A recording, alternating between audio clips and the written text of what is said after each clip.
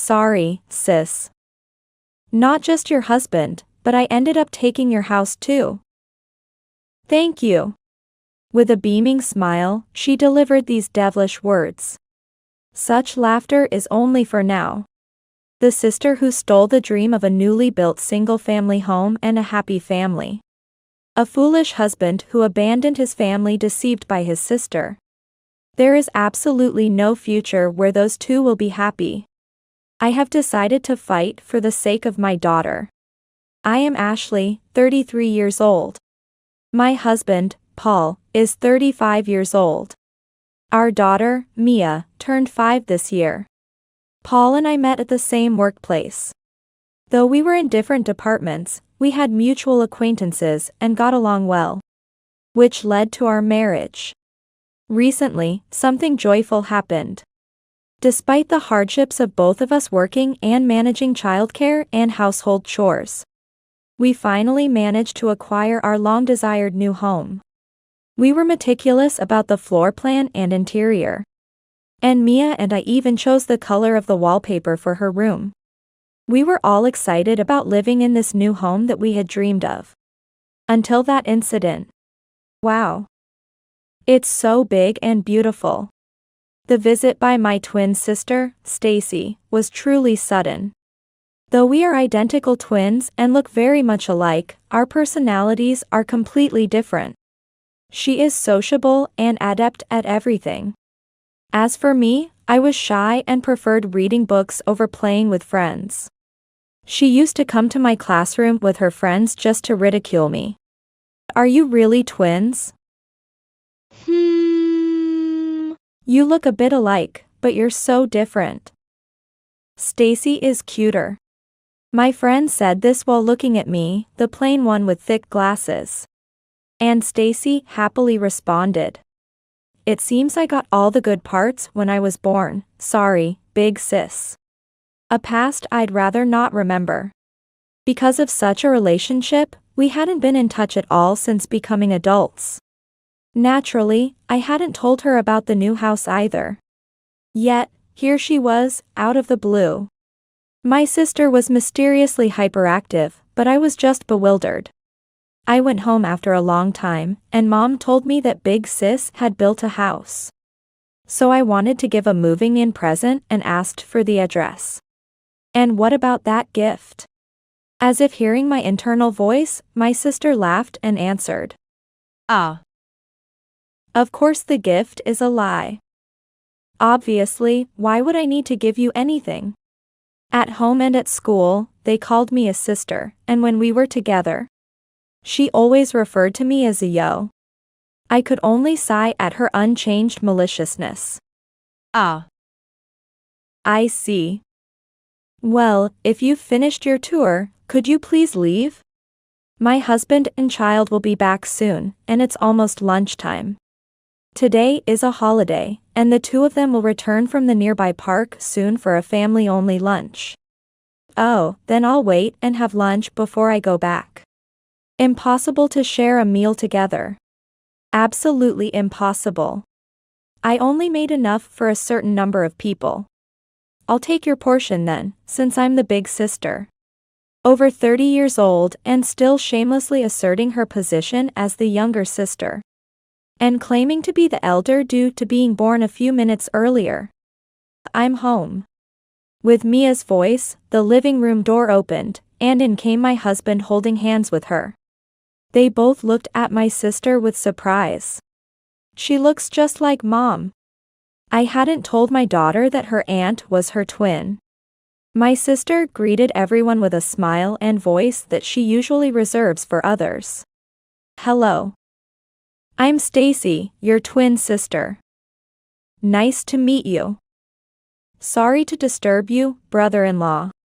I didn't want to contact this sister, introduce her, have a wedding, or communicate after giving birth, so this was their first meeting. Ah. Hello. Nice to meet you. I had explained about my sister to my husband. That's why he had a look of, "Why is she here?" on his face. But he seemed somewhat pleased as well. My sister, with her long eyelashes and clear double eyelids, and her makeup done perfectly, looks younger than her actual age.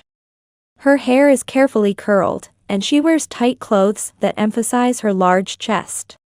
Meanwhile, I was in my pajamas all day, doing housework, with my hair sloppily tied and looking disheveled.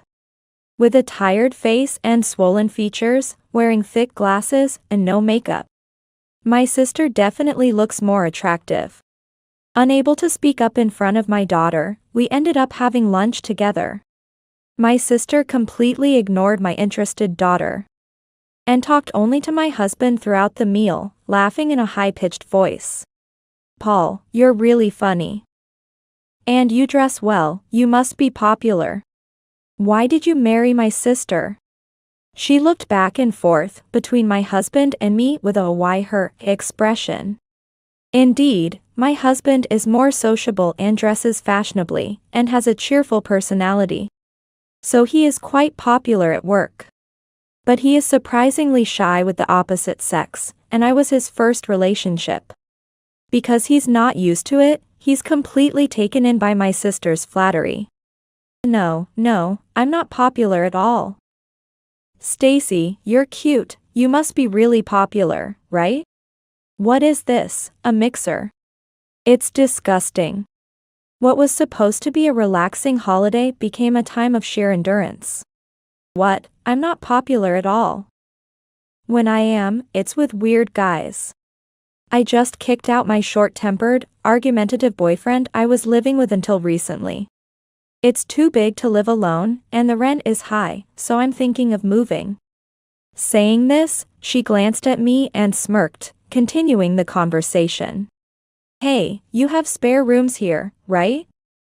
Could I stay for a while until I find a new place? What? How shameless can this woman be? What are you talking about? Of course, it's impossible. Don't just come here and say whatever you want. I didn't want to exchange words. But I had to intervene before the conversation went in a very bad direction. She's in trouble, and if it's just for a short period, why not? We do have unused rooms. What? That was an unexpected suggestion from Paul. Yay! Thank you, Paul. I haven't agreed to it. It's incredible that you can just come here and meet our family for the first time. And say something like that. No staying over. Just eat your meal and go. Holding back my anger, I just said that and got up from the table. Oh? So we can become friends from now on? After meeting a few times, we'll get along just fine. I'll come again then. After saying what she wanted, eating, and finally leaving, my sister said she would come again. A joke, right? Why did you say that? I told you, common sense doesn't work on her. If we show a kind face, she'll take advantage and stay forever, not do any chores. And treat this place like a hotel without contributing to the living expenses. After all the things she has done to me in the past. Defending her like that. But she didn't seem like the person you told me about.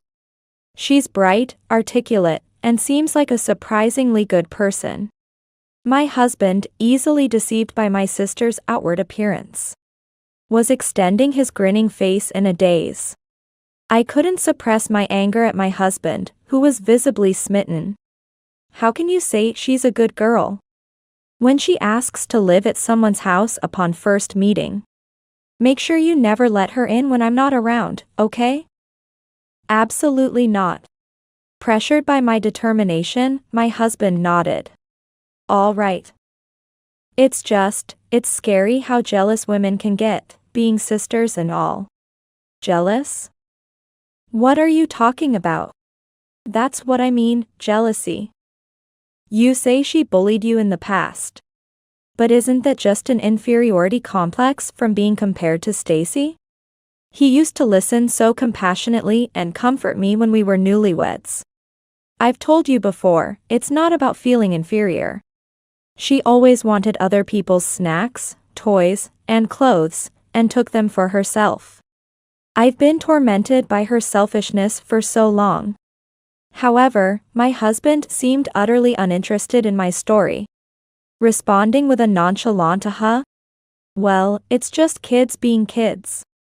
He said what he wanted to say and then lay down on the bed.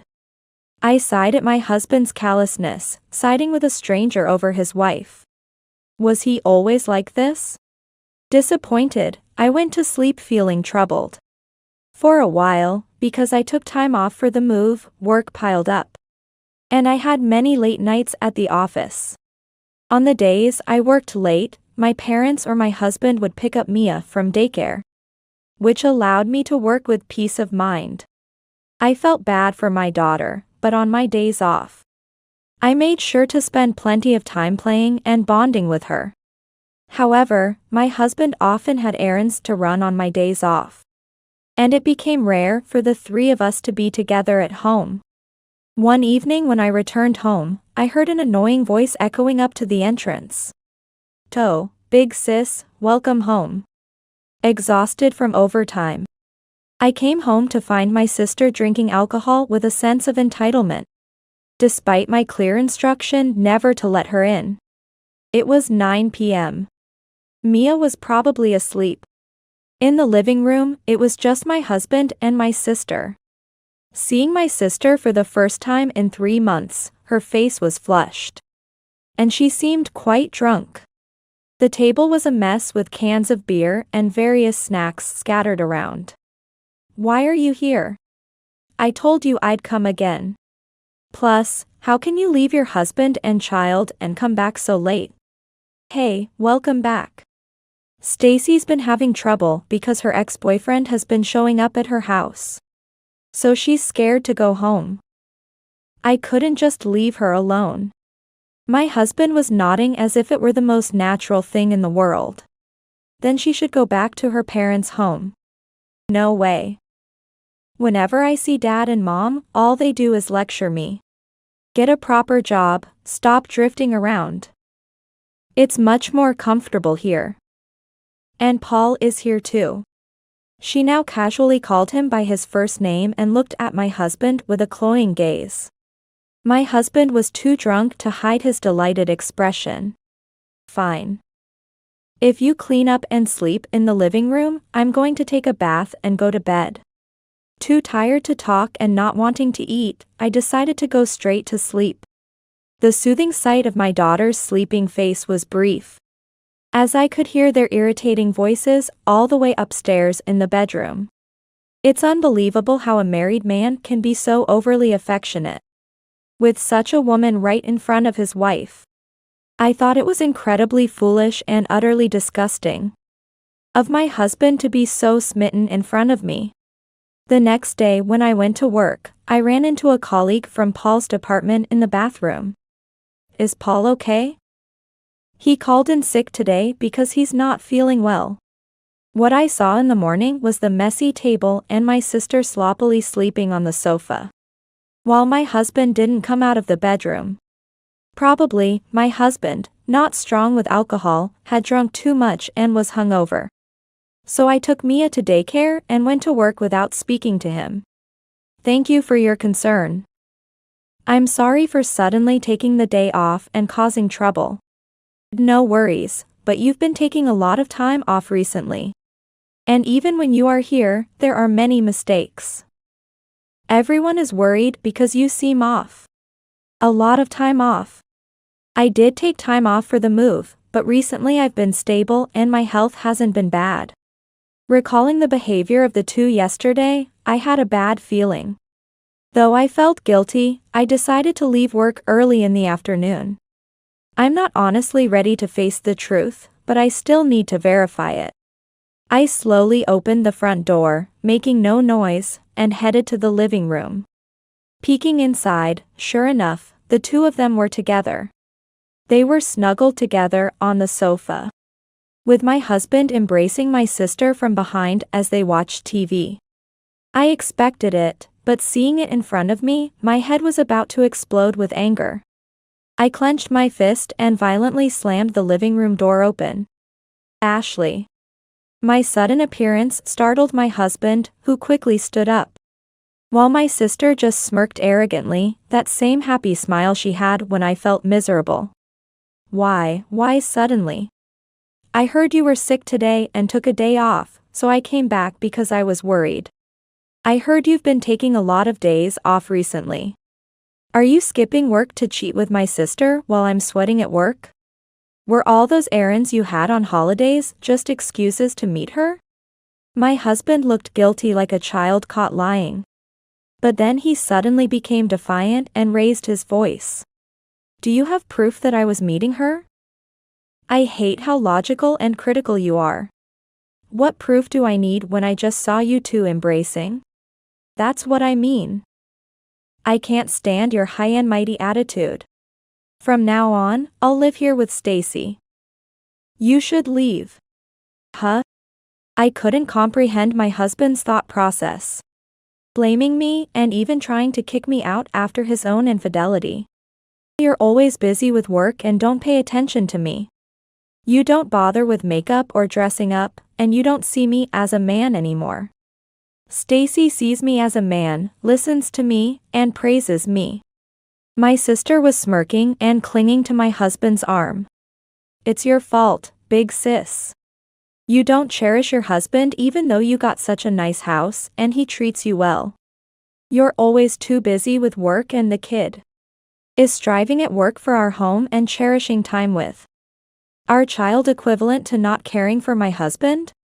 Since my sister showed up, my husband has been frequently missing work and getting overly familiar with another woman in a house with a child. Isn't he the one neglecting the family? But I'm glad you came back early. We decided to talk tonight. The contract on my current place ends the day after tomorrow. And I wanted to move my things here tomorrow.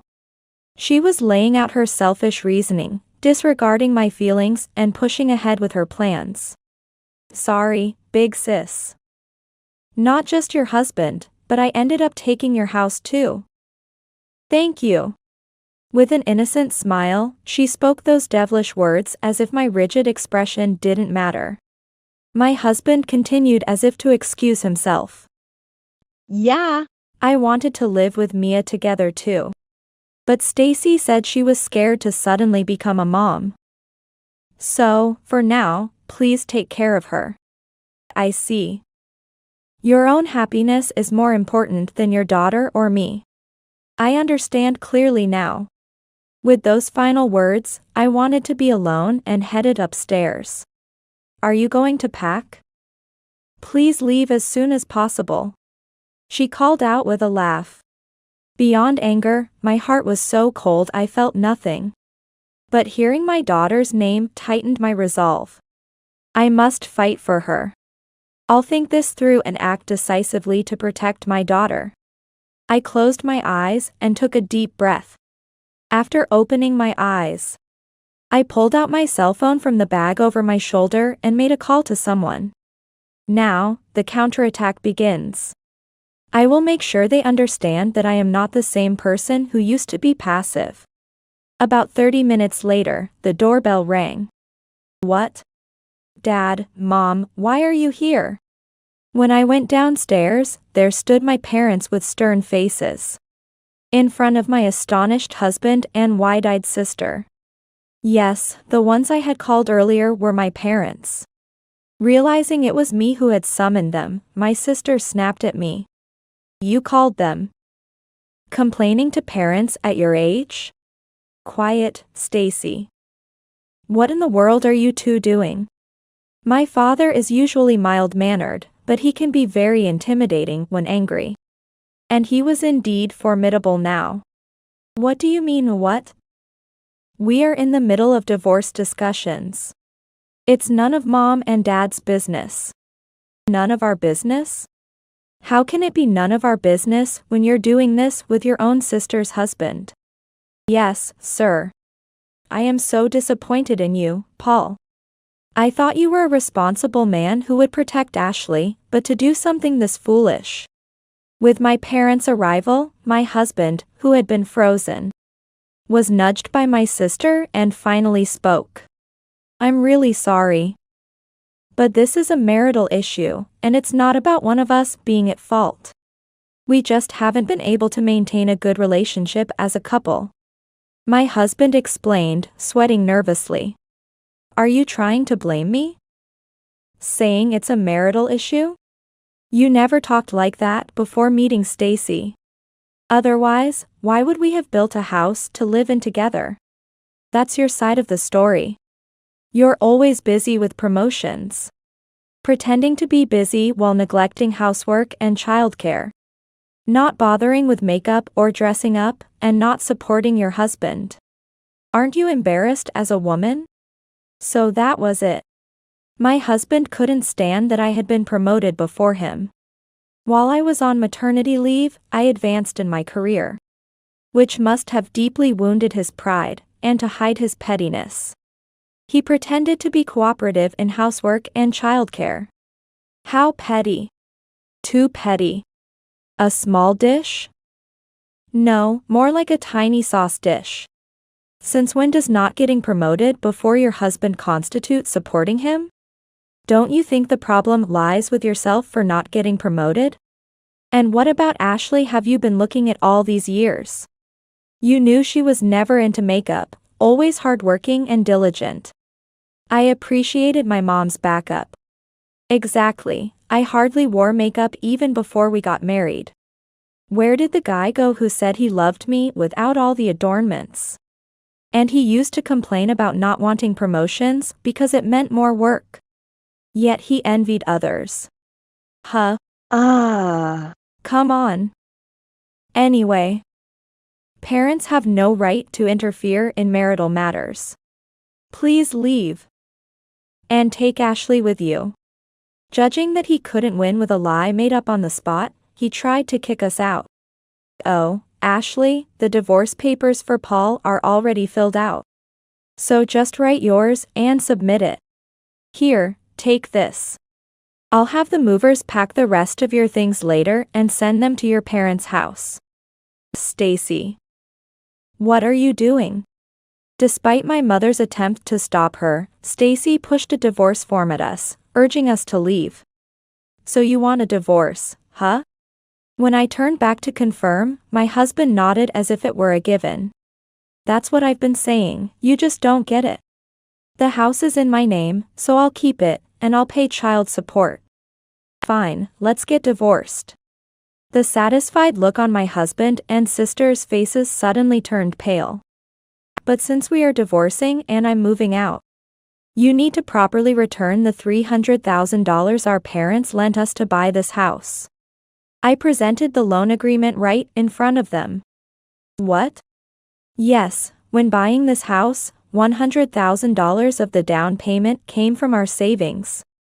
And the remaining $300,000 was borrowed from our parents.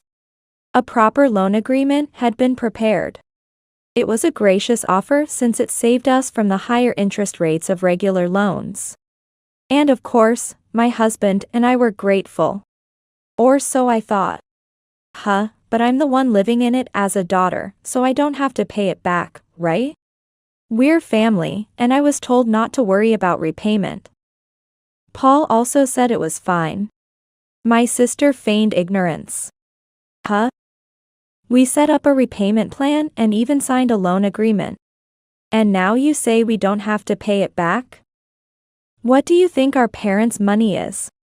I had made sure to explain it to my husband. Even though my parents are financially comfortable. You never know what expenses they might face in the future. Trying to default on money borrowed under a formal agreement, even if it's from family. Were their expressions of gratitude all lies? Our parents trusted us enough to lend us that money. Dad also said if we ever had more children and found it hard to pay, we wouldn't have to force ourselves. He even mentioned turning it into a gift if necessary. At my husband's words, my father's face turned crimson as he retorted. Even if that were the case, to think you would cheat on your own sister. Abandon your precious daughter and granddaughter. I have not a single penny to give to such a despicable person. Just pay back the money properly. Hey. I'm also a daughter. It's fine if she leaves and I live here. I'm not even working right now, I don't have any money. Quiet, you're no daughter of mine anymore. You've always tormented Ashley. Despite all our warnings? To think you'd continue such behavior even as an adult. I'm cutting ties with you. Never show yourself to us again. It seems my parents were fully aware of my sister's behavior and had been cautioning her. But nothing improved, and she just grew up the same way. Still, my sister kept arguing, unable to accept being told off. Since you're not working, sister, try to repay it yourself. Oh, right. Since you two caused this divorce, you'll also have to pay compensation. I'll have my lawyer contact you later. My husband's mouth opened and closed, wanting to say something. But he was just left showing a foolish face, unable to speak. Having prepared my immediate necessities earlier, I picked up my suitcase, and the three of us stepped outside. My mother hugged me, her eyes tearing up. Ashley, I'm sorry you had to go through this. I never imagined Stacy would do something like this. If only I hadn't told her where we live. It's okay, Mom. It's not your fault. Her personality will never change. I'm relieved the ties are cut now. My husband and she are perfectly matched selfish people. I have no regrets. Sorry for dragging you into this, and thank you for coming. I'll hire a lawyer and make sure they pay back every penny. Don't worry about the money, put yourself and your child first. You must be tired today, let's go pick up Mia and head home to rest. Today truly exhausted me physically and mentally. So I took my father's kind offer to rest at my parents' home. Thank you, Mom and Dad. Having strong supporters like them made me feel I could keep going. A few days later, my dad introduced me to a lawyer friend to handle the compensation claims against the two.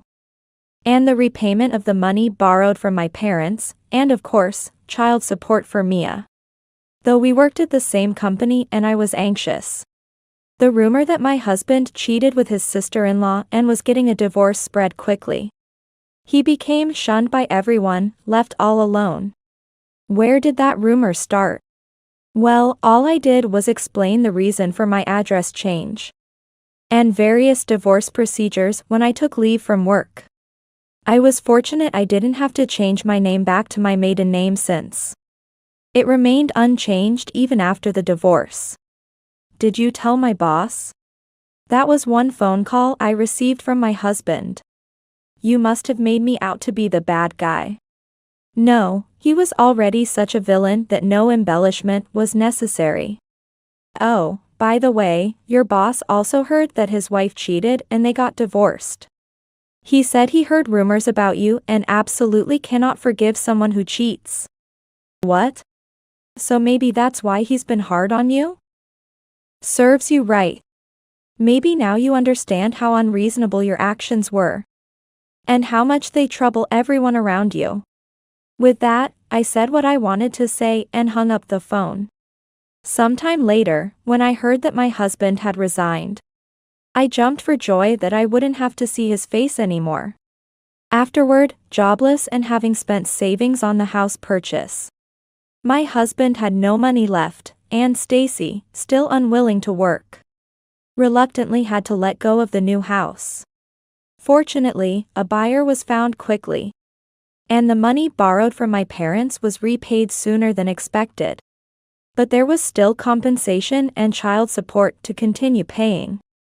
Having held no significant position and being older, it was tough for my husband to find another job. And he and Stacy, with nowhere to go, begged their in-laws to let them live at their house. But with Stacy's personality, she neither did any housework nor worked. And was so self-centered that her in-laws were desperate for them to leave. And pleaded with my husband to move out. Initially, when my in-laws rushed to apologize to us after hearing the whole story from my husband, we had some communication. But I couldn't help but chuckle when they finally managed to kick them out. Stacy had also come to our house once to ask for money. But my angry father grabbed her by the scruff of the neck and threw her out. She hasn't come back since. The last time I saw her, Stacy, who once prided herself on her looks, had no trace of her former cuteness and had aged significantly due to poverty and unhealthy living. It seems my husband wants to separate from Stacy now, but since she refuses to work, she vehemently refuses to leave him. And they are still relying on his meager salary, living together in an old, cramped apartment. But as for me, it was just spite that she stole my husband. They never really loved each other to begin with. It's easy to imagine what a loveless, moneyless life they must lead. I was planning to rent a house near my parents, but they told me there was no rush and to settle down first. So I decided to let my daughter stay with us at their house for now. My parents adored my daughter, and although she initially seemed lonely without her new home and dad, she was gradually enveloped in their warm affection and began to smile again. Thanks to my parents' help, I've done well at work and will soon be promoted to lead a newly established department. Mommy, you're amazing. You work so hard. I want to be a cool woman like you. My daughter Mia said this as she patted my head. It's the best reward for all my efforts. With my daughter and parents who love me just as I am, I've gained confidence in myself. I resolve to live in a way that makes my daughter proud to think of me as a cool mom.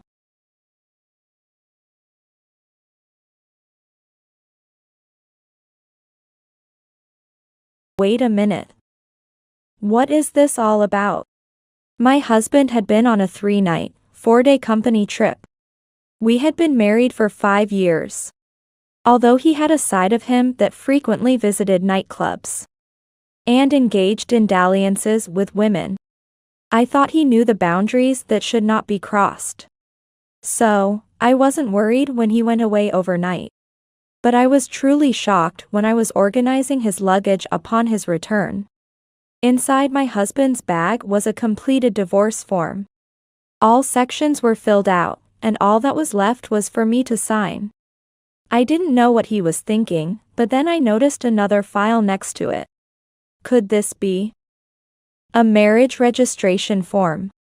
Seeing what I shouldn't have, my heart suddenly started beating faster. I checked if my husband was still asleep, and slowly looked at the marriage registration form as well. It had the name of a woman I didn't know written on it. And I quickly took a picture with my smartphone as evidence. I decided to look up this woman's name on social media. Then, I found a woman with the same name who was friends with my husband. From her posts, I learned that she had been to Miami during these 4 days. The same period my husband was supposedly on a company trip. And like dropping hints, she had posted photos with a man, his face hidden, arms linked.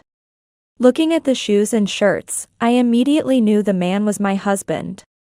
To think he was cheating. Absolutely despicable. I was furious that my husband had crossed the line and betrayed me. What was all the support I had provided for him until now for? This behavior, which seemed to mock others, made my blood boil. However, the fact that he had prepared all this meant he was planning to divorce me soon. I decided then and there to submit the divorce papers right away. I signed on the spot and took them to the city hall. Even when I got home, my husband was still deep in sleep. I packed my things and headed to a hotel before he woke up. My name is Alyssa, and I am 34 years old this year. I married my current husband 5 years ago. And now work as a self-employed designer while being a housewife. As we don't have children, we can afford a comfortable lifestyle just for the two of us. I'm home. Welcome back. Shall we order takeout today? Actually, I just got back from the city hall. You didn't prepare dinner? If you don't mind waiting a bit, I can start cooking now. Are you hungry? I was thinking of ordering pizza, what do you think? Well, that's fine. Just make sure you pay. Yes, of course. When we decided to get married, we both didn't want children. So we thought about both of us working. However, my husband, caring about what others thought, asked me to quit my job. So I became a self-employed designer and worked from home. Since we don't have children, I wanted to work as much as possible to save money. I wanted savings not only for our old age, but in case something happened. My husband is an ordinary salaried worker, so we aren't very wealthy. The first year was tough as I struggled to get work, but gradually I built trust. And now I earn enough from my salary alone to support us. I'm going to take a bath then. Oh, I just realized we're out of beer. Can you go to the store and buy some while I'm in the bath? Beer? Get the chilled ones, please. Okay. Got it. Before we married, my husband treated me like a gentleman and cherished me. But now, 5 years into our marriage, that semblance is almost gone. There have been times I wished he would cherish me more. But it wasn't something to fuss over too much. That's why we were able to maintain a certain distance and live as a couple. The cracks in our marriage began to show when my husband's frequent visits to nightclubs came to light. He said he was going to the bar with his subordinates, but at 11 p.m., he brought them home with him. I was feeling unwell that day and had been in bed since the morning. I had told my husband about it, but he went out drinking anyway, which disappointed me a bit. Given the situation, I think I was emitting a hostile vibe. Hey. Bring us some drinks. We're not done drinking yet. Wait. What are you doing? What time do you think it is? That's why. Everyone is here, so get the drinks ready. It's a wife's duty to entertain guests, especially when subordinates come over. Don't embarrass me. Sigh. We only have 4 beers left. My drunk husband was trying to start a drinking session at home with the subordinates he brought. However, it was already late, and the subordinates seemed eager to leave. I was feeling sick and wanted to get back to bed, but my drunk husband was unstoppable. It's getting late, and you have an early day tomorrow. Shouldn't we call it a night? Besides, you've been paying for nightclub visits every week. It's too much to ask for more. It's late already. I didn't react at the moment, but I was shocked by the mention of the nightclub. My husband had said that going to nightclubs was cheating. And he would leave me if I went to a nightclub. That's why I was a bit irritated that he was going to nightclubs himself. But right now, dealing with this situation was the priority. Thinking this, I sent the subordinates home and carried my drunk husband to bed.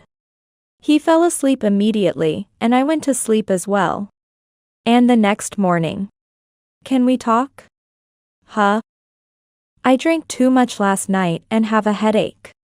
Can you not talk to me much? Could you go buy some drinks for me? Are you going to nightclubs? You said going to nightclubs was cheating, remember? Huh?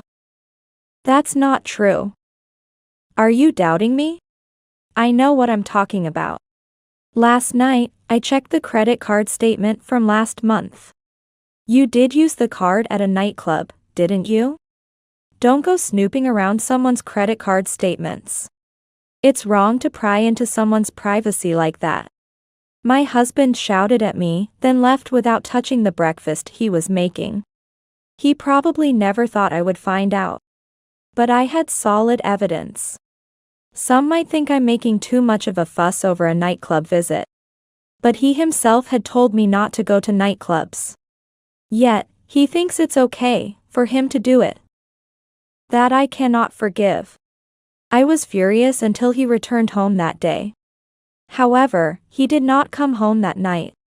He always lets me know if he's going to be late, but there was no contact from him that day.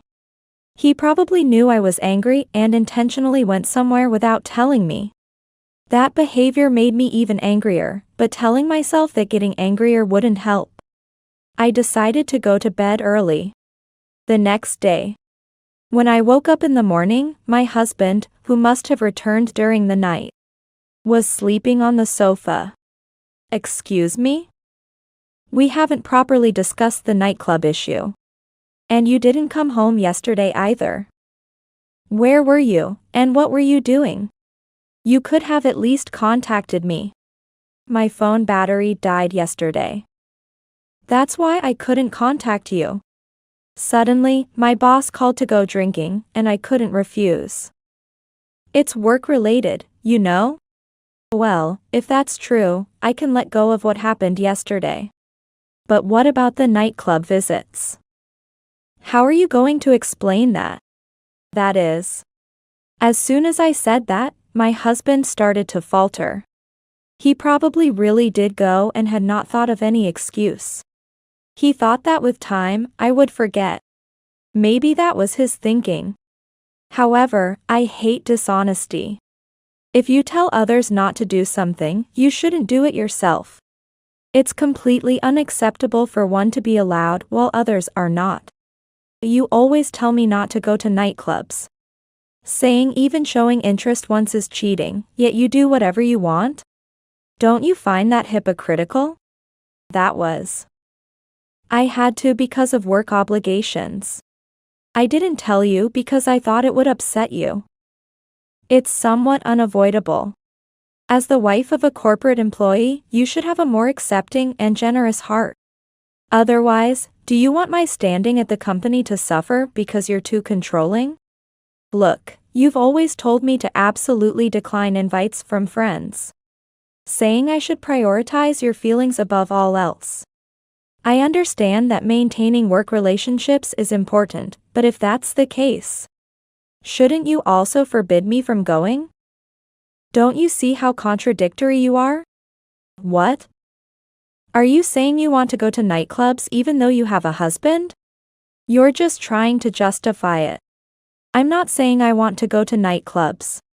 I have no interest in flashy entertainment and have never wanted to go. I'm not saying I want to go to nightclubs. Don't change the subject. But you're talking about if you went. It's unclear if he's deliberately shifting the conversation or just getting emotional. I'm not condemning him for going to nightclubs. I'm merely asking him to take responsibility for his actions and be consistent. Unable to comprehend what I'm saying, my husband starts to snap at me. It's impossible for you to be interested in other men. Even if nothing happens, just feeling attracted to someone else counts as cheating. See? You impose strict rules on me, but anything goes for you? It's wrong that everything is permissible if it's work-related. If a client invited me to a nightclub, would you be okay with that? That's different. Of course, you can't go. Stop talking nonsense. Our situations are not the same. I'm not saying I want to go to a nightclub. But I can't accept this double standard. Why are you the exception? How many times do I have to repeat myself? Enough. If you mention wanting to go to a nightclub again, I'll really lose it. With that, he glared at me and returned to his room. Despite my repeated explanations, my husband refuses to understand. Frustrated by his tendency to ignore the essence of the problem and just say what he wants, I sighed deeply. I locked the room so he couldn't contact me, and quickly it was evening. He didn't come out until after 6 p.m. when he dressed up and went out. We were in the midst of a fight, so he didn't tell me where he was going. However, judging by the time and his attire, I couldn't believe he had a wholesome purpose for going out. Given the nightclub incident, I doubted his actions. Perhaps it wasn't just nightclubs. I had no evidence, but a woman's intuition kicked in. However, no evidence came forward, and no major incidents occurred for 6 months. Then, one day. Hello? Are you with your husband right now? Huh? I'm alone at the moment. I haven't seen your husband since your wedding, so I'm not sure. But I just saw him walking with another woman. What? With another woman? What do you mean? I don't know the details. I thought he might be cheating. I don't know your husband well, so I just wanted to let you know. It could be his sister or something. I was utterly shocked by the unexpected call from my friend. My husband is an only child and doesn't have close female friends. But I couldn't believe he was cheating. There hadn't been any suspicious activity regarding women in the past 6 months. Sure, he had secretly gone to nightclubs, but I thought he had learned his lesson after I found out. That's what I had believed. Today, he said he was going out to drink with a friend I hadn't seen in a while. There's no way he could be cheating. Yet at the same time, I couldn't believe my friend would lie. My husband has a distinctive face, so it's unlikely she mistook someone else for him. Most likely, he was really with another woman. Did you take a photo?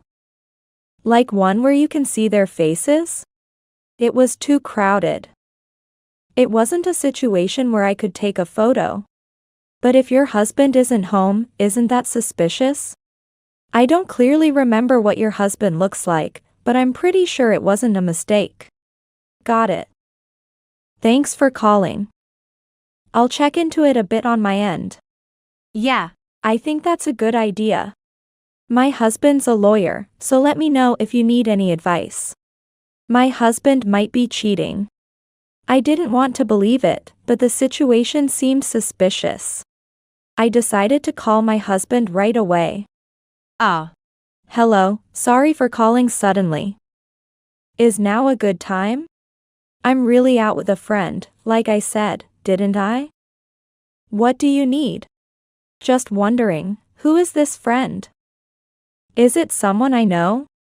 It's a classmate from high school. Did you really call just to check that? Stop it. Don't call me about such strange things. My husband sounded a bit angry and hung up the phone.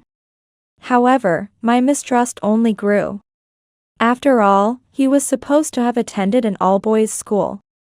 If it was a high school classmate, it should have been a man. However, the friend had seen my husband walking with a woman. Since the nightclub incident, I had found it hard to trust my husband unconditionally. And now I feared he might be cheating. And that evening, my drunk husband came home. Welcome back. Did you have fun? Sort of. But I'm tired today, so I'm going to sleep right away. All right. Just change your clothes first, okay? I said this as I took his coat. Then I noticed a woman's perfume scent coming from my husband's coat. Of course, it's not unusual for men to wear women's perfume, but it wasn't out of the ordinary. There was a chance he really had met a high school friend, but in my mind, what my friend said seemed more likely to be true. However, just the smell of a woman's perfume wasn't enough to confirm he was cheating. Without solid proof, I couldn't say anything. I didn't know my husband's smartphone password, so I couldn't check what was inside. Without giving anything away, a month passed. I've got a company trip coming up. I'll be gone for 3 nights and 4 days, so take care of the house for me. Understood. Don't worry about anything at home. His company is relatively white-collar, so they have these company trips quite often. It wasn't the first time he was going on a company trip, and I wasn't really suspicious. After 5 years of marriage, you get used to each other's presence. Of course, I cherished him as my life partner, but I was also happy to have some time alone. I spent a quiet night watching dramas I had recorded and reading novels I had bought. Then my husband returned from his company trip. He seemed tired and went straight to bed, and I started organizing his luggage. Wait a minute. What is this all about? I was really shocked as I organized the luggage. Inside my husband's bag was a completed divorce form. All the sections were filled out, and all that was left was for me to sign. He had never mentioned wanting a divorce, and there were no signs of it. We weren't a perfect couple, but it wasn't a situation where divorce seemed necessary. I didn't understand what he was thinking, but then I noticed another file next to it. Could this be a marriage registration form? Seeing what I shouldn't have, my heart suddenly started beating faster. I checked if my husband was still asleep, then slowly looked at the marriage registration form as well. It had the name of a woman I didn't know written on it. And I quickly took a picture with my smartphone as evidence. The date field was left blank, but everything else was filled in. I decided to look up this woman's name on social media. Then, I found a woman with the same name who was friends with my husband. From her posts, I learned that she had been to Miami over these 4 days. The same period my husband was supposedly on a company trip. And like dropping hints, she had posted photos with a man, his face hidden, arms linked. Looking at the shoes and shirts, I immediately knew the man was my husband. To think he was cheating. Absolutely despicable. I was so angry that my husband had crossed a line and betrayed me. What was all the support I had given him for? His actions felt like a mockery, and it made my blood boil. But the fact that he was so prepared indicated that he was planning to divorce me soon. So, I decided to submit the divorce papers right away. With that thought, I signed them on the spot and took them to the city hall. Even when I got home, my husband was still deep in sleep. I packed my bags and headed to a hotel before he woke up. Later that night, he called, but I ignored everything. There was nothing I wanted to discuss with him, so I turned off my phone for the day. I didn't want to hear my husband's voice after his betrayal. I was emotionally exhausted and took a quick shower before going straight to bed. And the next day, when I turned on my phone in the morning, I saw over 50 missed calls from my husband and more than 30 messages online. Which was quite frightening. Hello. Just like I said on Messenger. Isn't it a bit scary? I don't know if he's obsessed with you, but it sounds like he might take revenge. He seems angry that you filed for divorce. But it's not surprising for someone who cheated to react that way. What should I do? He had prepared the divorce papers and a marriage registration form with his mistress. So he must have wanted to get rid of me quickly. I was surprised that he kept calling me persistently. And during my phone call with my friend, the calls from my now ex-husband continued, sending chills down my spine. I had a gut feeling that staying there might lead to an attack from my ex-husband.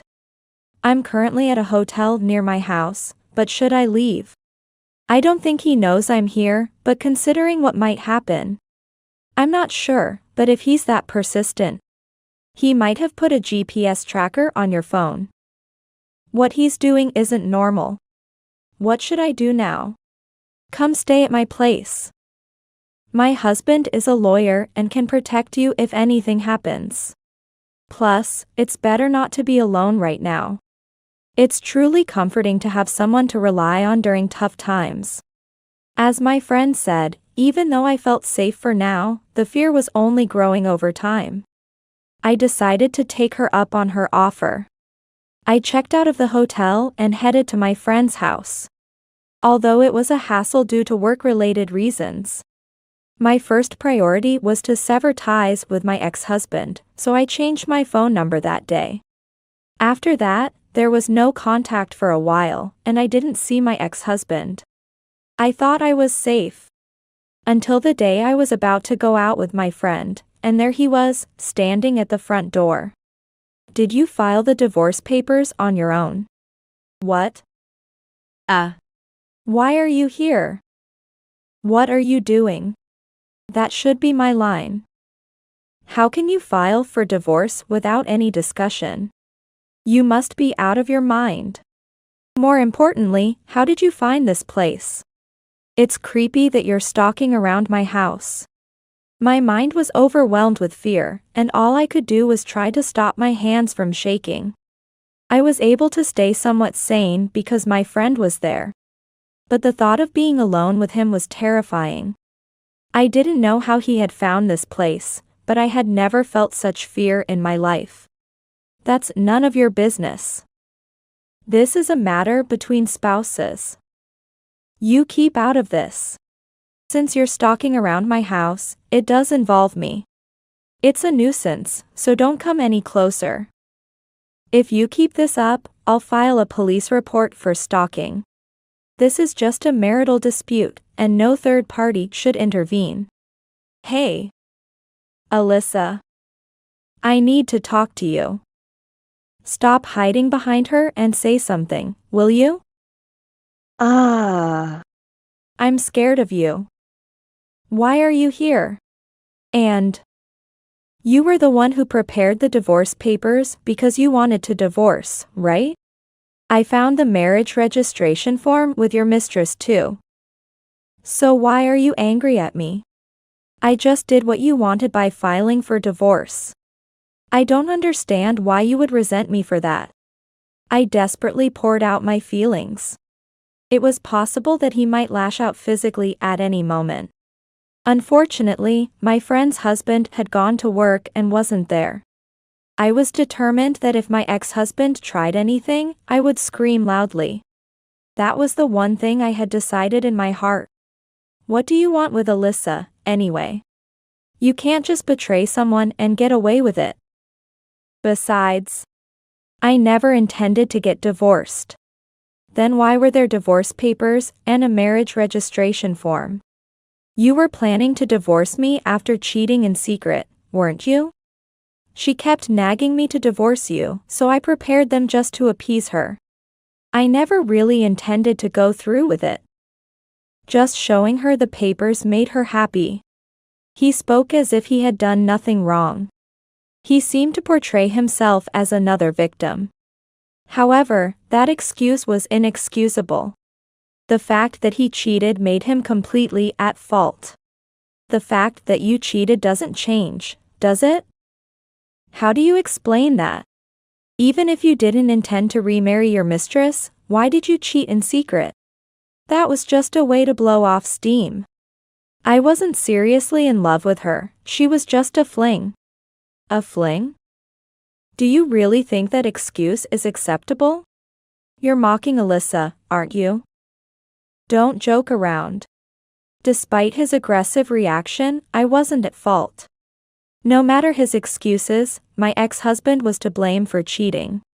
Furthermore, I didn't write the divorce papers myself. I filed them because he prepared them after cheating on me. I shouldn't be blamed. My friend was angry on my behalf, which allowed me to speak with some confidence. We need to talk this through properly. Why are you deciding everything on your own? No matter what you say, the fact that I filed for divorce won't change.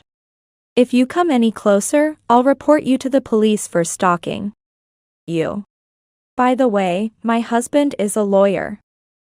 If you want to sue, he's ready to take you on. We said just that and closed the front door. My friend suggested going out for a cake buffet to change the mood. But I was not in the mood to go out. After we entered the house, my ex-husband continued to loiter in front of the entrance for a while. What should we do? Should we call the police soon? I think it'll be fine. I just contacted my husband, and he said he'd come right over. My friend had called her lawyer husband, and I felt a bit relieved. 30 minutes later, her husband arrived. My ex-husband had continued to linger at the front door, turning it into a very tense situation. What are you doing here? This is someone's home entrance. Huh? Who are you? I'm the homeowner here. My wife just told me there's a stalker outside our house. The police have been called, so please don't run away. At that moment, my ex-husband ran away. Startled by the police mention, he fled at full speed. It was truly pathetic, and I sighed, thinking about how I had been married to such a person. Thank you so much. Are you alright? He didn't physically harm you, did he? It almost came to that. But, is it true that you called the police? No, I just said that because I thought he would run away. If he thought the police were coming. Plus, I don't think he'll come near you anymore. From my experience, people like him usually flee when they hear a police or a lawyer. His clear words reassured me. As my friend's husband predicted, my ex-husband no longer approached us. And my anxiety gradually eased. Is everything going well? The marriage registration form and the photos posted on SNS will serve as evidence. Even if it goes to court, we're likely to win. Plus, since both are employed, they'll probably settle before it goes to trial. Thank you really. I'm so grateful. It's okay. This is my job, so please don't worry about it. Moreover, what your ex-husband did was a betrayal, and that cannot be forgiven. That's really reassuring. I can't thank you enough. Thank you so much. My friend's husband is a lawyer who is experienced in divorce cases. And he also helped me with the lawsuit for compensation against my ex-husband's infidelity. The other party was reluctant until the end, so it took some time to resolve the issue. But eventually, they paid the full amount of the compensation I requested. And I was able to completely sever ties with my ex-husband. After that, I decided to move to the countryside, where I now enjoy a leisurely life. I could have moved within Tokyo. But I wanted to reduce the chances of encountering my ex-husband as much as possible. I couldn't believe he went as far as to find out where my friend's house was. There's a chance he might try to find out where I moved and stalk me again. So I wanted to move as far away as possible. Moreover, as a self-employed designer who primarily works remotely, it doesn't matter where I live. I'm going to New York City next Monday, but would you like to have lunch? That sounds great. My husband is free too.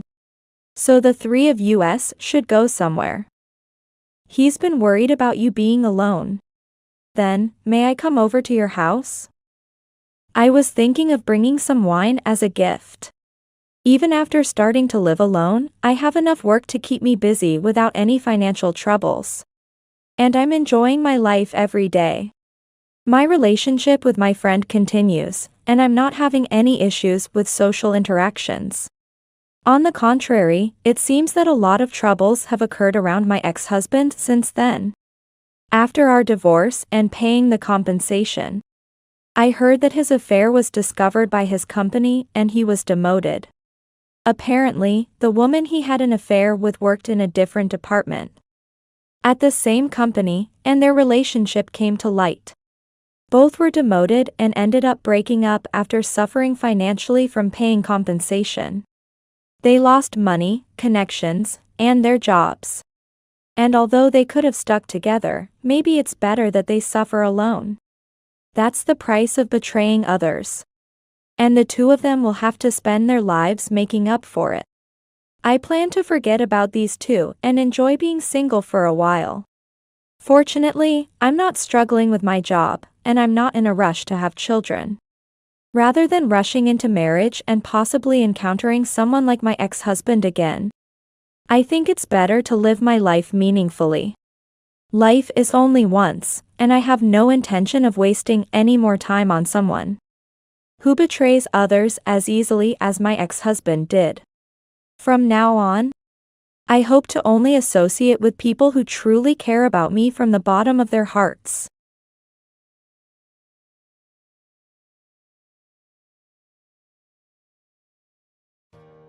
You are under arrest for abandoning a child in a remote area of the mountains.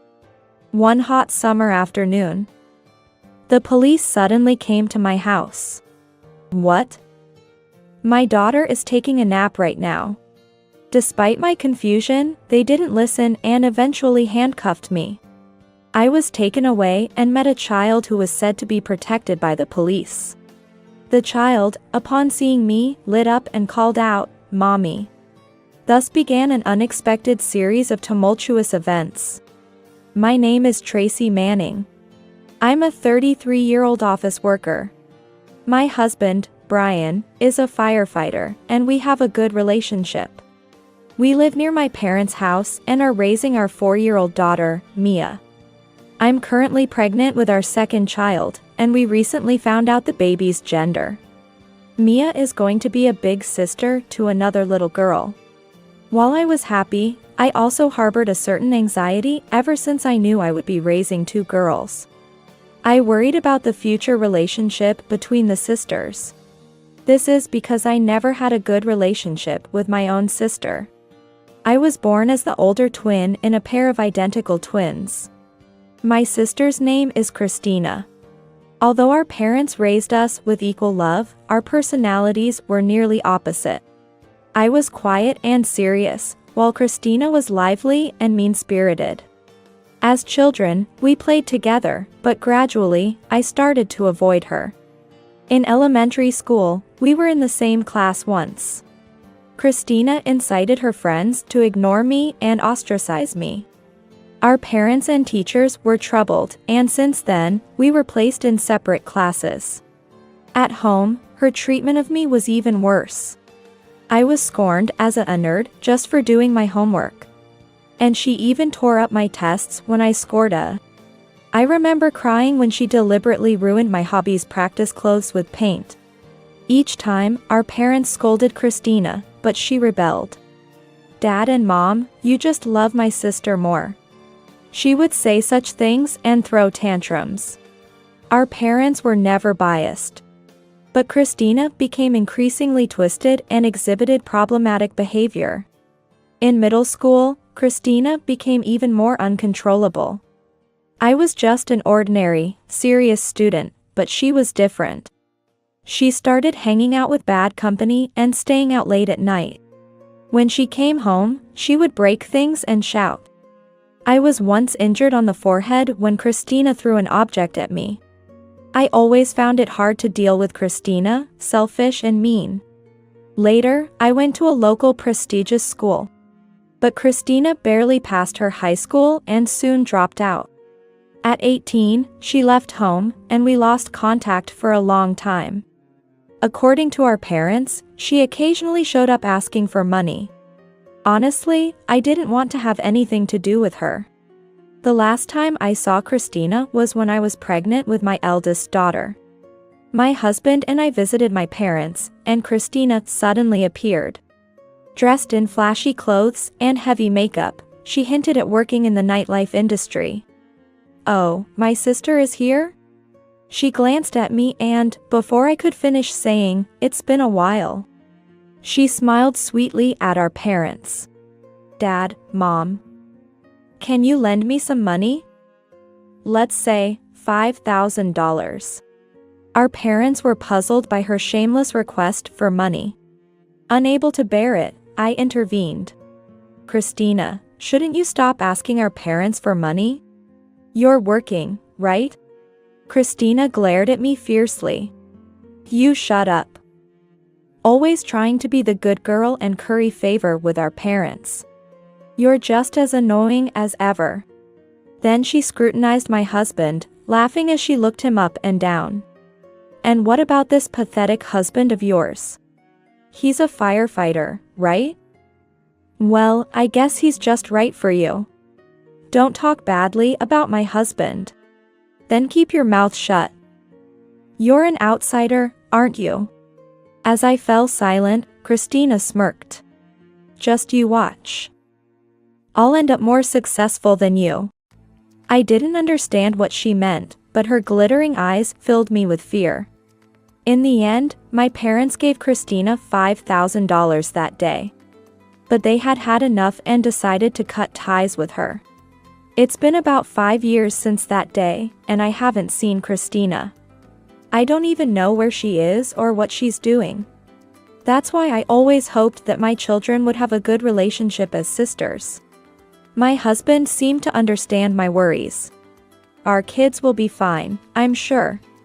Besides, what kind of person do you want them to grow up to be?" "Maybe I want the girls to take up the same hobby I did. I think that's a good idea. Let's think positively like that. I was always saved by my kind and sincere husband. I cherished the happiness I had and spent each day gratefully. However, an incident occurred one afternoon in midsummer, 7 months into my pregnancy. I had just put Mia to nap after a tiring morning at the pool when the doorbell suddenly rang. When I opened the front door, there stood the police with stern faces. "You are under arrest for abandoning a child in the mountains." What? "My daughter is taking a nap right now." Confused, I answered, but the police glared at me as if saying, "Don't play dumb. The lost child we found had your name and address on her tag. Do you have anything else to say?" With that, they handcuffed me. The cold metal and its heavy weight were a harsh reminder that this was reality. I called my husband for help and asked him to take care of Mia before I was taken to the police station. Without a word, the police introduced me to the child they had found in the mountains. There, a little girl about 3 years old lit up upon seeing me. "Mommy, did you come to pick me up?" I was looked at suspiciously by the police, as if I was indeed her mother. But their suspicion was not unreasonable. She had a face that was identical to mine and Christina's when we were little. At that moment, I realized. This child must be Christina's daughter. She mistook me, her spitting image, for her mother. I didn't know why she was left in the mountains or why my name and address were on her tag. But there was no doubt she was Christina's child. I desperately explained this to the police. Eventually, the police confirmed that my only child was Mia, and I was allowed to go home. Even after being released, I couldn't stop thinking about the girl named Ashley. I immediately went to my parents' house to tell them what had happened and asked them to contact Christina. However, her phone number had changed, and we couldn't reach her. Since the police couldn't locate her either, my parents, as her relatives, decided to take Ashley, Indiana. On the day Ashley first came to our house, she looked very anxious. "Do you know where your mom is?" "I don't know. I want to see Mommy." "You're like Mommy, but you're different, right?" "Yes, but I am your aunt. You can feel safe here." As my parents and I spoke kindly to her, Ashley relaxed and nodded slightly. "Do you remember the day you and Mommy parted on the mountain?" As I asked, Ashley began to speak hesitantly. "Mommy said let's go for a drive." It was my first time, so I was happy. But when we got to the top of the mountain, Mommy took me out of the car. What? Then Mommy's car left, and I was all alone. It was so hot, and I had no water bottle, and I got thirsty. Then I got more and more sleepy. I had been told by the police about the circumstances. When she was found in the mountain parking lot, Ashley had been discovered by hikers, suffering from heat stroke. Imagining her loneliness and suffering at that time, tears came to my eyes. I was scared. Why did Mommy leave me? Instinctively, I hugged Ashley's small body tightly. Feeling that she was my niece connected by blood, I found her even more adorable. How could anyone do such a horrible thing to such a small child? I will never forgive Christina.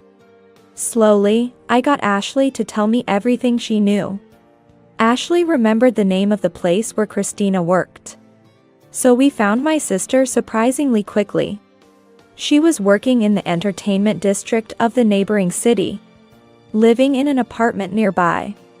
I apologized to my father for writing a letter pretending he had passed away, saying, "We need to get Christina out." The letter was about discussing inheritance. A few days later, Christina took the bait and showed up at our house. Brian was looking after Ashley, so my parents and I greeted Christina. Seeing our faces, Christina was taken aback. What the? Dad was supposed to be in the other world, right? Where's the inheritance? I sighed. That was a lie to lure you out. But there's something more important we need to talk about, isn't there? My sister, wary yet evasive, replied. More important? What are you talking about? Don't play dumb. It's about Ashley, obviously. Oh, her. Where is she now? She's currently with my husband. I can't let you meet her. Hearing this, Christina smirked. Oh, she's alive? Seems like she's fitting in just fine. Keep raising her then. You should be thankful. I was shocked, but Christina began to blabber without being asked. She revealed that Ashley was the child of a customer from the place she used to work, who claimed to be a president. She believed that having his child would be her ticket to a wealthy life, and thought she would become a winner by giving birth. However, in reality, the customer was not a president but a freeder, who ran away without taking responsibility. So, I had no choice but to raise her this far. But I've got a boyfriend now, and she became a nuisance, you know. I was appalled by my sister's nonchalant attitude. Why did you give her a lost child tag with my name and address? I hoped she would get lost in the mountains. But if someone found her and thought she was your child, I thought it might work out. I'm smart, right? My anger reached its peak at Christina's frivolous laughter. Ashley nearly lost her life. And you still call yourself a mother? Then, my sister mocked even those words. Well, that was then. Anyway, she's alive now, so no problem. Someone who found her brought her to your place, right? Were you surprised? I felt something snap inside me at her outrageous words. You. Do you know that Ashley was taken into police custody? Huh? The police? Christina looked at me in shock. It seemed she had not anticipated police involvement. How can you lack so much imagination? Normally, if a child is abandoned in the mountains, it becomes a police matter. The police are still looking for you. No way.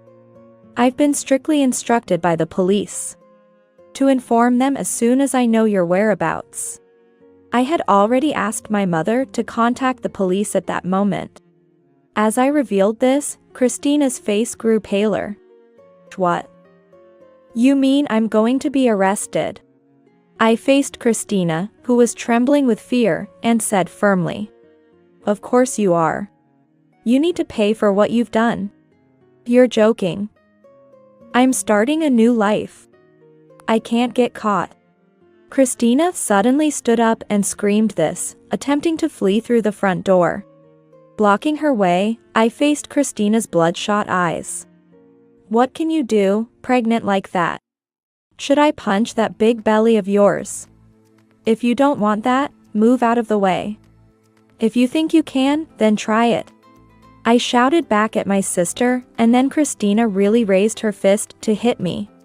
However, in the next moment, Christina flew through the air and landed on her back on the floor with a loud thud. Ow, it hurts. What happened? Have you forgotten? I've been practicing karate since I was little. Yes, the hobby I had continued since childhood and wanted to teach my daughters was karate. I never imagined that the karate I learned to protect myself would come in handy in such a situation. I grabbed Christina's wrist, applied a technique, and pinned her to the floor. It hurts, it hurts, it hurts. Stop it. Let me go. It's easy for me to immobilize you, even as a pregnant woman. Stay calm until the police arrive. You're doing this to your own sister. Don't start talking about convenience now. I applied a little more pressure on the hand I was holding, and Christina screamed again. Ouch, it's breaking, it's breaking. Stop it already. I'm really sorry. Please forgive me. Seeing that I wasn't loosening my grip, Christina began to plead with our parents for help. Dad, Mom, don't just stand there, stop her. However, our parents didn't respond and silently helped me restrain Christina as she tried to struggle. Then, we heard the sound of a police car approaching in the distance. The police officers who entered the house were a bit surprised by the situation but eventually made Christina stand up for identification. And then, with a slump and almost crying, Christina was escorted into the police car and taken away, watched by me and our parents. Later, Christina was arrested for abandoning Ashley in the mountains and ended up behind bars, dumped by her boyfriend and disowned by us. She won't have anyone to help her when she gets out. I have no idea how my sister with a criminal record will live her life from now on. I hope she'll at least reflect on her actions while she's behind bars.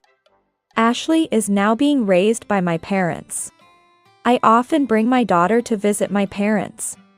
And the two girls, as close cousins, attend Katare classes together. After giving birth to my second child, Ashley and Mia have been lovingly taking care of their new little sibling. Seeing the three of them napping together always brings a smile to my face. Going forward, I plan to take care of Ashley and live happily with my family.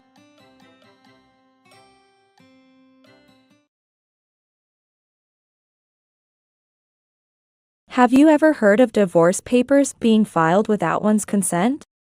I thought that even if such things happened, they would never concern me. I've divorced the broke, sick one.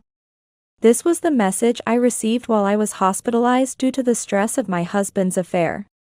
After agreeing to the divorce as he wanted, I took what I had and went straight to the bank after being discharged to make my elite banker ex-husband pay for his infidelity. My name is Alyssa. I am a handmade artist, married to Howard for 6 years. We were classmates at the bank and lived happily together. But recently our marriage had not been going well. About 6 months ago, Howard started coming home late and became inseparable from his phone. He used to talk on the phone inside the house, but now he often went out to the car to talk. I suspected he was cheating, and after much deliberation, I hired a detective agency. It cost some money, but I thought it would be worth it just for peace of mind. I decided to pay it. A month after hiring the agency, I learned of Howard's infidelity. The other woman was a girl named Megan, who works at the same bank. It seems she knew he was married and kept approaching him. The report included pictures of them entering a hotel, kissing on the street, and enjoying a meal together. I couldn't give up on Howard.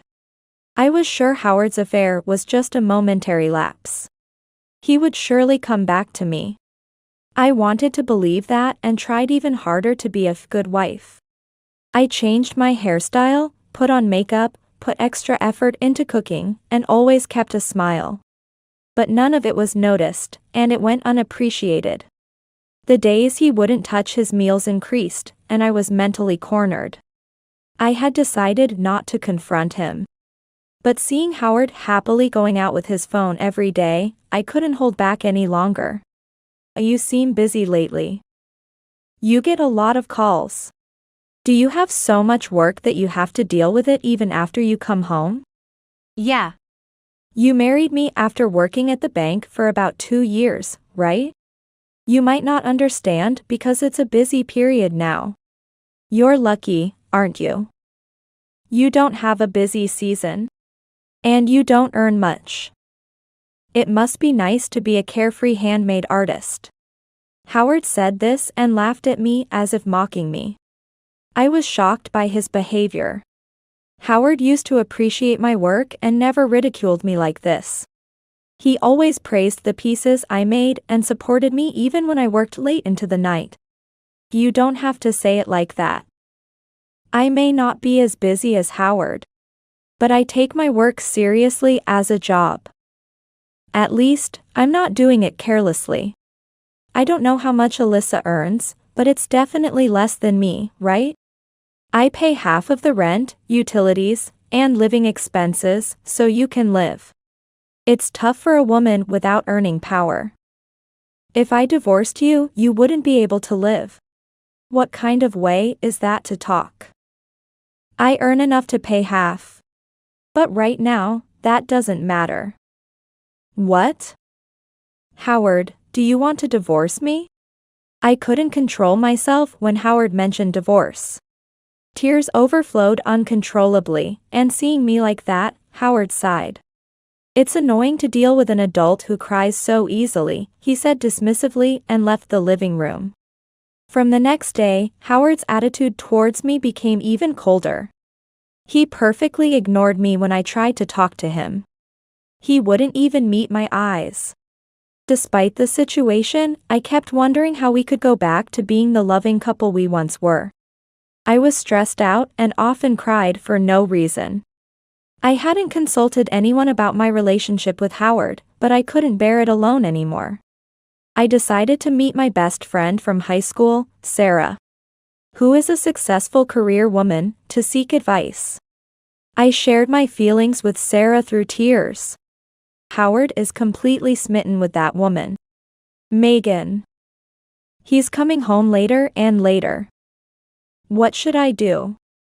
Alyssa, do you still love your husband even in such a situation? Do you want to get back to how you were before? When Sarah asked me that, I honestly expressed my feelings. It sounds silly, but I still love him. I don't want to give up, but honestly, it's all so hard. It was then that a sudden bout of intense coughing overtook me, and I bent forward. I have had asthma for a long time. And it worsened due to the stress from my relationship with Howard. I tried to use my inhaler, but the coughing was too severe to breathe in any of the medicine. The relentless coughing became unbearable. I couldn't even sit up and collapsed onto the floor. Alyssa. Alyssa, are you okay? Stay with me. Someone, please, call an ambulance. Sarah desperately called out to me, but I couldn't respond. I lost consciousness. When I woke up, I was lying in a hospital bed. Alyssa. Oh good, you're awake. Are you okay? Can you understand me? Looking towards the sound, I saw Sarah with tears in her eyes. I tried to speak cautiously, although coughing, I managed to say sorry somehow. Sarah, crying, nodded and quickly pressed the nurse call button. Then the doctor came and explained that my asthma symptoms were severe, and I needed to be hospitalized for about a week. I had nothing with me for a sudden hospital stay. Sarah bought a hospital kit sold at the shop and filled out the admission forms for me. I tried to call my husband to inform him about the hospitalization, but I couldn't talk. Sarah called his mobile, but he didn't answer. I thought about contacting his workplace, but fearing their reaction, I couldn't muster the courage. Eventually, Sarah composed an email for me and sent it. Sarah stayed until the visiting hours were almost over, then left. After that, I was in and out of sleep due to the medication. I checked for messages from Howard, but the first contact came at 1 a.m. Since you're hospitalized, there's nothing I can do, right? I'm busy with work, so I won't visit. Seeing that email made me feel truly sad, miserable, and hurt. It wasn't just that he couldn't visit because of work, but that he wouldn't visit because he no longer loved me. I thought I shouldn't cry, but tears flowed uncontrollably. I didn't reply to his email and cried until morning. 2 days passed. Howard didn't come, but Sarah frequently stopped by after work. You look a bit better. Are you able to eat? I brought your favorite novel. Sarah's lively arrival and her smiling face were so comforting. I can't thank her enough. Thank you. I feel much better today. My cough has settled down a lot. The doctor said we might consider discharging me in about 2 days. Sarah was thrilled, planning to go eat something healthy together once I was discharged. Discussing where to go, we were chatting when I received an email notification. I've divorced the broke, sick one. That was the content of the email from Howard. No matter how many times I read it, I couldn't understand it. And I froze, holding my phone, my heart pounding, my mind in turmoil. You don't earn much, right?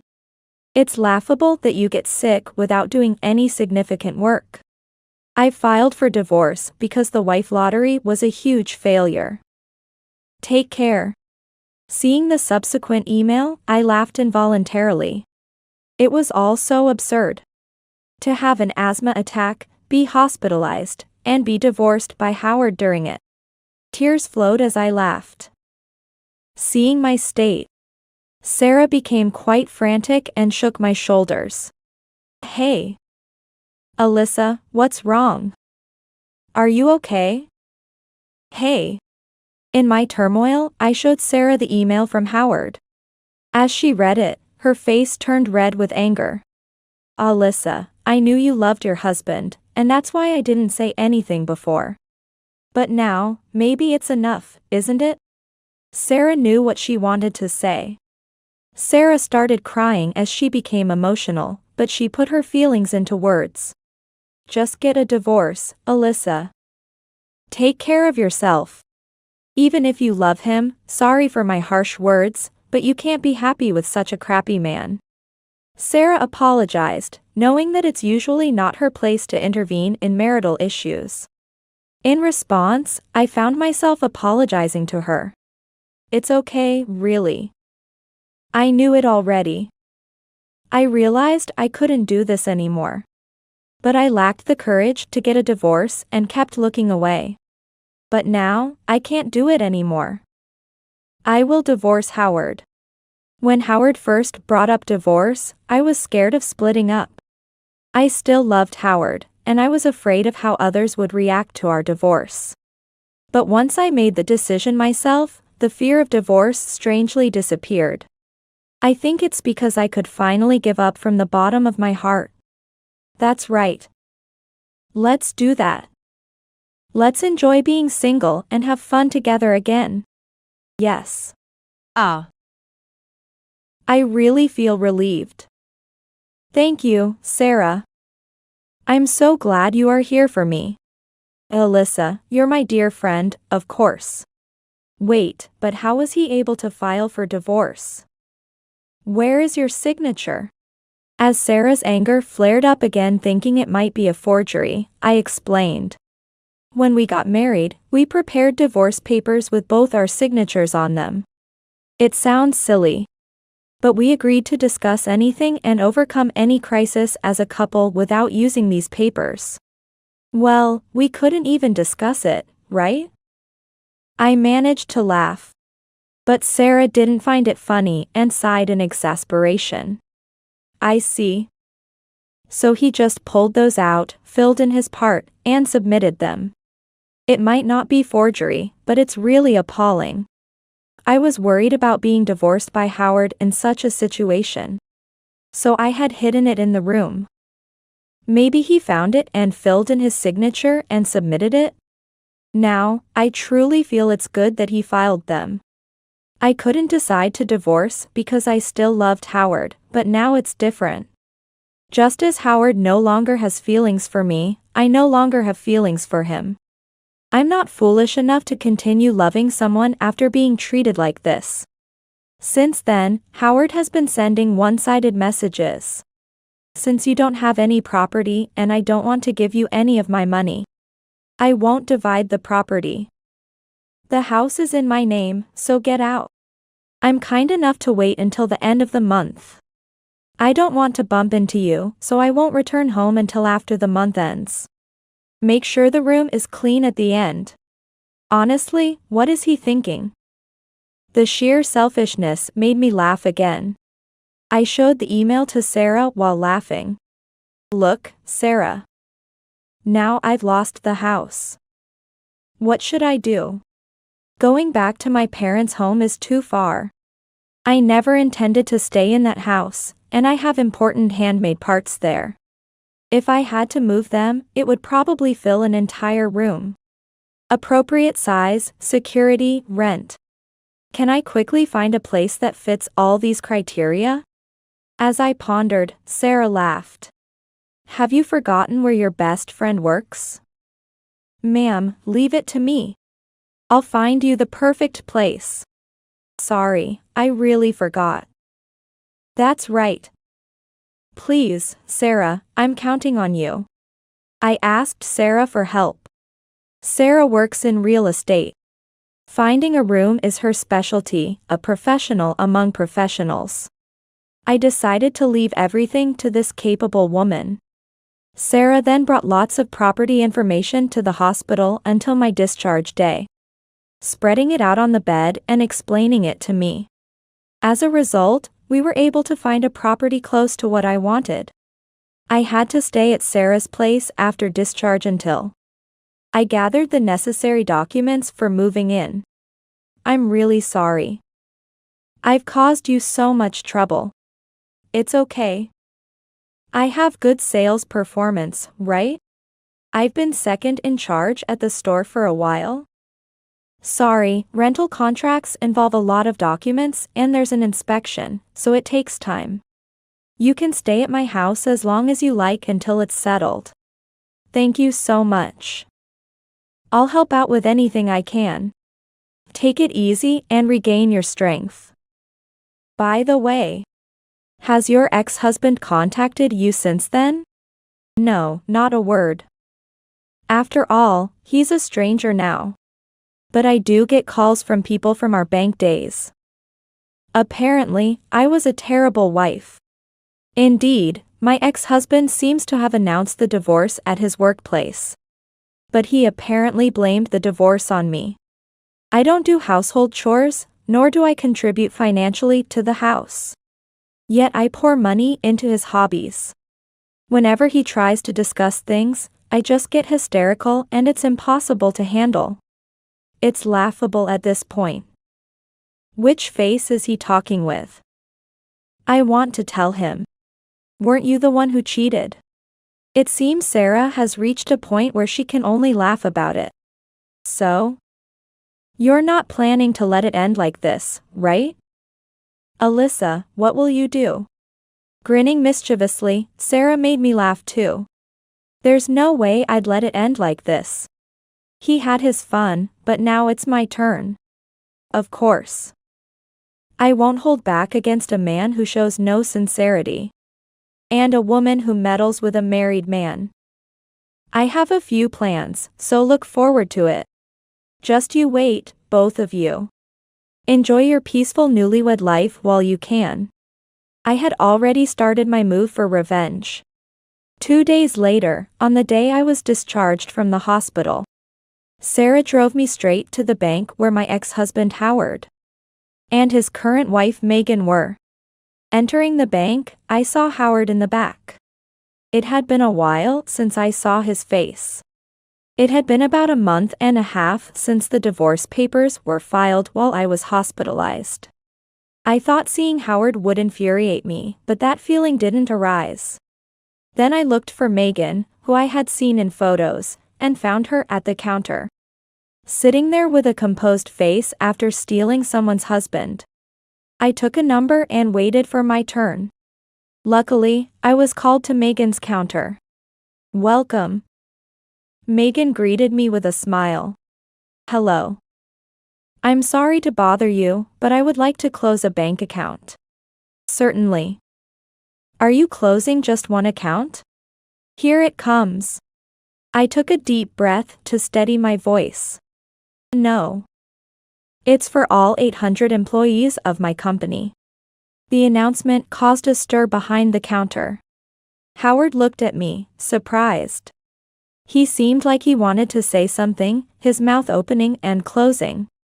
For all 800 accounts? Megan also panicked at the counter, and I couldn't help but laugh. Closing 800 payroll accounts is a big loss for the bank. It's not just about losing deposits.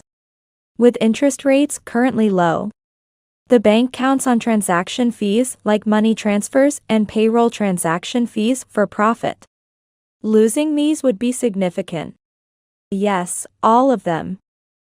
Thank you very much. While presenting the company's bank books, I spoke up. You. What are you doing? Didn't you just say something? Company? 800 employees? What are you talking about? Howard approached the counter. His behavior confused the other customers in the bank. Oh, long time no see. Have you been well? What I mean is just that. I'm a president. I've been a president even while we were married. It's a company related to handmade crafts. So I'm a president and an artist. I spoke the truth at the counter. You're a president. What? I didn't know that. You never said that when we were married, right? Right, I never said it. You always mocked me as a failing handmade artist, right? I didn't want to hurt your pride since I earn more than you. Megan, who probably didn't know my face, looked at me in shock. She muttered in a low voice, "This person? Hello. I'm his ex-wife. Please proceed with the cancellation quickly." Howard and Megan were frozen by the unexpected turn of events. Then someone called out to me. "Alyssa. It's been a while, you seem well." There was Mr. Reynolds, who had been my boss until I married Howard. Many of my colleagues found him tough, but I liked him. He was strict with others, but he was just as strict with himself. When I was getting married, he tearfully wished me happiness. Mr. Reynolds. It's been a long time. You look well too. I momentarily forgot the reason I came here, just happy to see Mr. Reynolds. I'm fine. I heard about you from him and was worried. It seems you've been through a lot. While we wait for the procedures, how about we talk in my office? These two will be there as well. Mr. Reynolds glanced sharply at Howard and Megan. Probably, the reports he received from Howard were about our divorce and his remarriage to Megan. Their faces, which were red just a moment ago, are now pale. It's been a busy day for them, changing colors like that. I don't mind at all. I'd love to catch up with Mr. Reynolds. That's good to hear. Let's go to the reception room on the 3rd floor. You two, come along right away. We headed to the customer reception room on the 3rd floor. Mr. Reynolds opened the door for us, and I thanked him as we entered the room and took our seats. It really has been a long time, Mr. Reynolds. I'm sorry to meet under these circumstances. I apologized, and Mr. Reynolds smiled at me. No. The circumstances of our reunion surprised me. But I'm glad to see you're doing well. I was shocked when he told me about the divorce. And about his immediate remarriage to her as well. Mr. Reynolds glanced at Megan and said, "And I don't believe for a second that the reason for the divorce was your fault." Wait, Mr. Reynolds.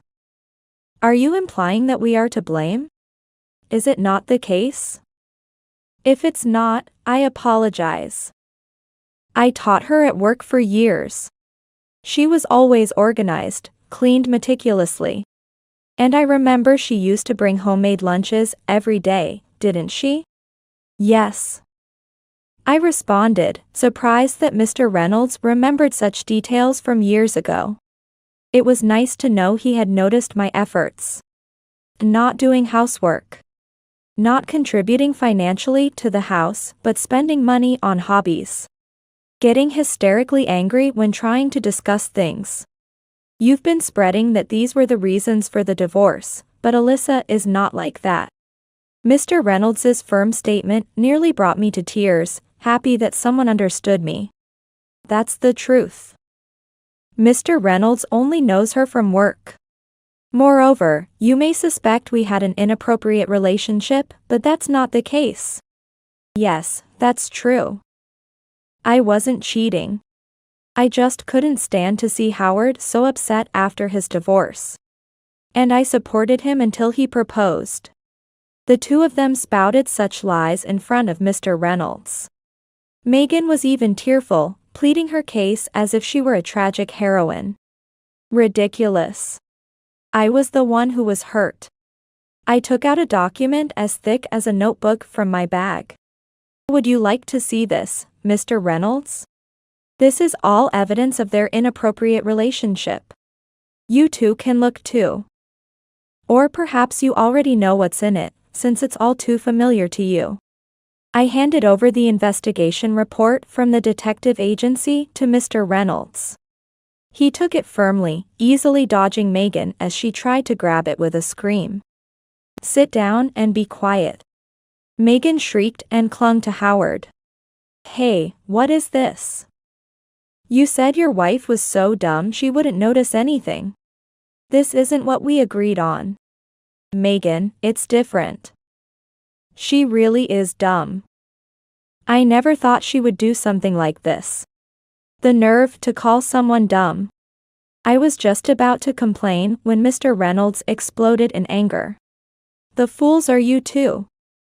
Cheating while married, and you approaching a married man. Both of you are complete idiots.